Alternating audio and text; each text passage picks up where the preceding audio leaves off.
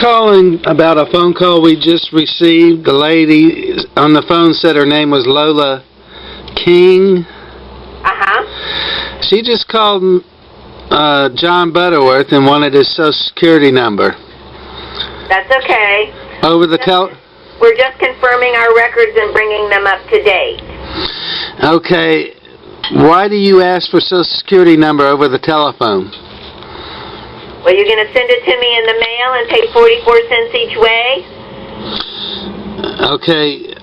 We've been told it's unsafe to give out Social Security number over the telephone. Well, if you don't know who you're talking to, but she identified herself as Lola King from Viste. Well, you look at your phone and know that you're talking to Viste? No, it said unnamed caller. Well, it shouldn't have said, I don't know why it would say that. Well, that's what it says. And I don't know why anyone would call and ask for a Social Security number over the telephone, when even the police tell us not to do that. Well, she asked you many questions, didn't she, Mr. Butterworth? We're updating your file. Yes. And the Social Security number we don't give out over the telephone, or any private ID number. Okay, that's fine, Mr. Butterworth. If you don't want to update your Social Security number, just tell her I don't give it out over the phone. Oh, I tried to tell her that, but Lola King got rude. And I think she called me abusive. I certainly hope that you were not abusive to my volunteer, because that would really upset me. Well, she was the one being abusive. At first I tried to ask her full name, and she wouldn't give it to me. She would just say Lola, and I asked her for her last name. And she said that's all I needed to know. And then I asked her for her supervisor's name. She said Kim. And then I asked her for her supervisor's last name, and I couldn't get that. I think that's a little rude. Well, Mr. Butterworth, I can tell you that we like to be called Alice from Viste, Lola from Viste, and Kim from Viste. Why are we not allowed to ask you for your full name? You can certainly have my full name. My name is Alice O'Reilly. But Lola would not do that at first. And then she called me abusive for wanting me to ask questions. I have every right to ask questions at my end.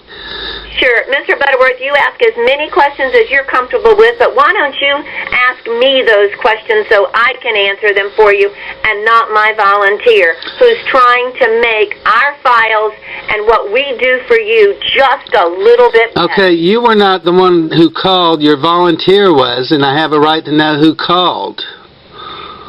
Do you understand? Yes, sir, and she identified herself, because I don't think that many people could identify themselves as Lola from Viste and you not know that it's someone from Viste calling you. Anyone can call and say they're anybody over the telephone. We wouldn't know. Certainly. Mr. Butterworth, anybody can do anything, and if you're uncomfortable with it, please do not answer the question. I'm uncomfortable with it, and I'm very uncomfortable with anybody asking for a Social Security number or any private bank account number over the telephone. Now, that's been in the news, on TV, even on the sheriff's department says not to give out your Social Security number on the telephone. It's been in the newspapers many times for years.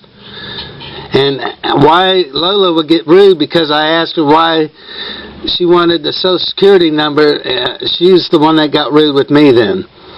I can tell you, Mr. Butterworth, you don't answer anything that you're uncomfortable with, and do not worry about it. And why would Viste want the Social Security number in the first? It is Viste, V-I-S-T-E, Viste. Okay, V-I-S-T. Why would V-I-S-T call and ask for the Social Security? V-I-S-T-E. What? I understand the name of the company, but I'm a little upset. We're a non-profit. You were talking to a volunteer. Okay, why is a volunteer asking for the Social Security number? Simple question. Because we are updating our files. Okay. We have literally thousands of clients. What do you do with the Social Security number? We use it for USDA. We use it for in case of an emergency, and we have to contact your emergency contact, or your emergency contact contacts us, and we have to help with the ambulance or the Medicare. But we don't give it out. We've never abused it. We've been in this business for 27 years. You are your Social Security number in our files, just like when you go to Watson Clinic, or just like when you go to any federal agency. It's your Social Security number that we verify your age. Why would we need Viste to help us with Medicare? You know what? Because we thought it was just free food. Oh, yeah. How old are you, Mr. Butterworth? 86. 86. I don't believe you. He just told me he's 86. Well, he's 86. You're not 86. That's right. I asked how old you were. I don't want to get my age out over to the telephone. Mr.